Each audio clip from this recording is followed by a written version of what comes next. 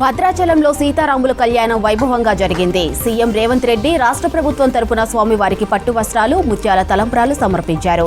మిథిలా స్టేడియంలో పండితులు వేద మంత్రాలు పఠిస్తూ ఉండగా అభిజిత్ లగ్నంలో సీతమ్మకు తాళి కట్టారు శ్రీరామచంద్రస్వామి.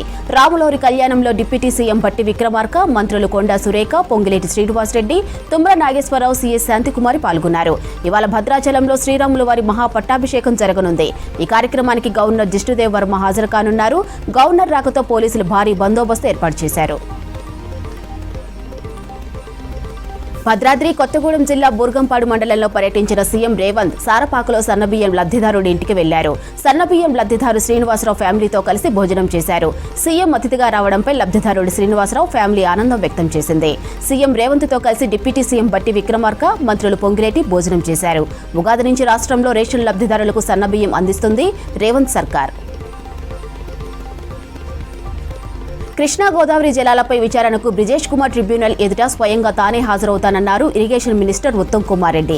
రాష్ట్ర సాగునీటి ప్రాజెక్టుల ప్రస్తుత పరిస్థితిపై న్యాయవాదులు, నీటిపారుదల ఉన్నతాధికారులతో ఉత్తమ్ చర్చలు జరిపారు. కృష్ణా జిల్లాల వివాదాలపై వాదనలు వినిపిస్తున్న న్యాయ బృందంతో చర్చించారు.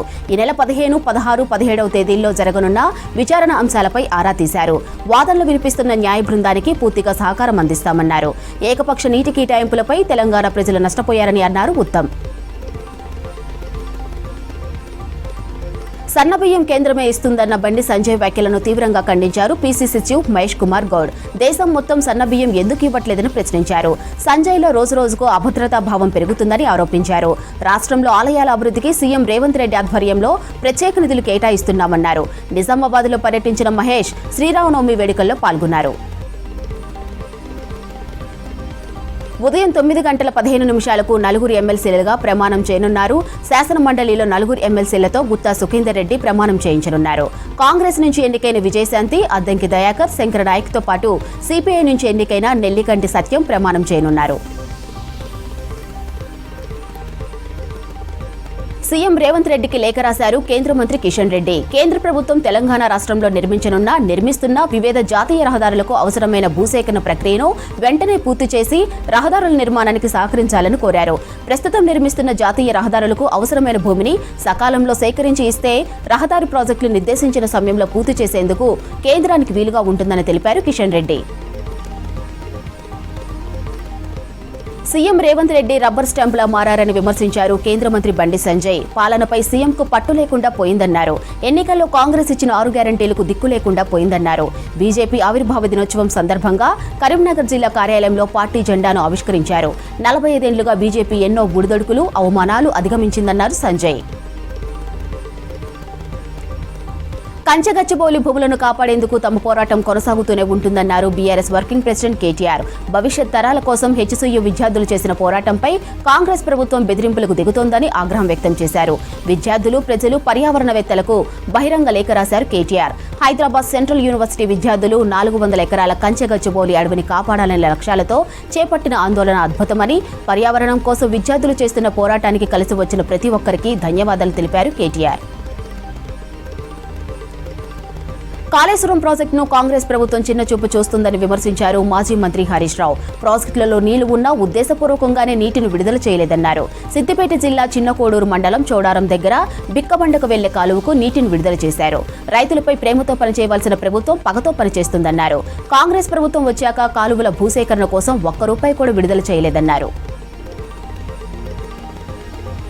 హైదరాబాద్లో శ్రీరామనవమి సందర్భంగా శోభాయాత్ర వైభవంగా జరిగింది. బీజేపీ ఎమ్మెల్యే రాజాసింగ్ శోభాయాత్రను ప్రారంభించారు. సీతారాంబాగ్ నుంచి కోటి హనుమాన్ వ్యాయామశాల వరకు ఈ యాత్ర కొనసాగింది. ఇందులో నగరం నలుమూలల నుంచి వచ్చిన వేలాది మంది భక్తులు పాల్గొన్నారు. జై శ్రీరామ్ నామస్మరణతో వీధులన్నీ మారుమోగాయి. నల్గొండ జిల్లా నాగార్జునసాగర్ డ్యాం పరిధిలో మరోసారి అగ్ని ప్రమాదం జరిగింది. ఎత్తు డ్యాం దగ్గర మంటలు చెలరేగాయి. ఎత్తు డ్యాంపై ఉన్న సీసీ కెమెరాలు, విద్యుత్ వైర్లు ధ్వంసమయ్యాయి. నెల రోజుల్లో 4వసారి అగ్ని ప్రమాదం జరిగింది. ఘటనా స్థలానికి చేరుకున్న ఫైర్ సిబ్బంది మంటలను అదుపు చేశారు. తమిళనాడు అభివృద్ధికి కేంద్రం అన్ని విధాలా సహకరిస్తుందన్నారు ప్రధాని నరేంద్ర మోదీ. కేంద్ర బడ్జెట్లో రాష్ట్రానికి నిధులు పెంచినప్పటికీ కొందరు తప్పుడు ప్రచారం చేస్తున్నారని విమర్శించారు. రామేశ్వరంలో పంబన్ రైల్వే బ్రిడ్జ్ ప్రారంభించిన ప్రధాని బహిరంగ సభలో పాల్గొన్నారు. 8,300 కోట్ల విలువైన అభివృద్ధి పనులకు శంకుస్థాపన చేశారు. యూపీఏ ప్రభుత్వంతో పోల్చితే రాష్ట్రానికి రైల్వే నిధులు 7 రెట్లు పెరిగాయన్నారు మోదీ. ఎన్డీఏ పాలనలోని బీహార్లో నిరుద్యోగం పేదరికం భారీగా పెరిగాయన్నారు లోక్సభ విపక్ష నేత రాహుల్ గాంధీ. నిరుద్యోగులకు మద్దతుగా ఇవాళ బీహార్లోని బెగూసరాయ్లో పర్యటించనున్నట్లు తెలిపారు. వలసలను ఆపండి, ఉద్యోగాలు ఇవ్వండి, ర్యాలీలో పాల్గొంటానని చెప్పారు. బీహార్ యువత పోరాటం బాధలు ప్రపంచానికి తెలియజేయడమే యాత్ర ఉద్దేశమన్నారు. తనకు మద్దతుగా ప్రజలు వైట్ టీ-షర్ట్లు ధరించి ర్యాలీలో పాల్గొనాలని పిలుపునిచ్చారు రాహుల్ గాంధీ.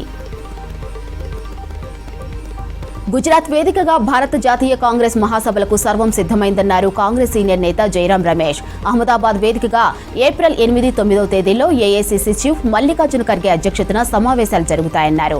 ఏప్రిల్ 8న సర్దార్ పటేల్ స్మారక చిహ్నం దగ్గర సిడబ్ల్యూసీ మీటింగ్ ఉంటుందన్నారు. రెండో రోజు సబర్మతి నది ఒడ్డున సమావేశం జరగనున్నట్లు తెలిపారు. ఈసారి జరిగే సభలు పార్టీ దిశను మార్చుతున్నాయంటూ ట్వీట్ చేశారు జైరాం రమేష్.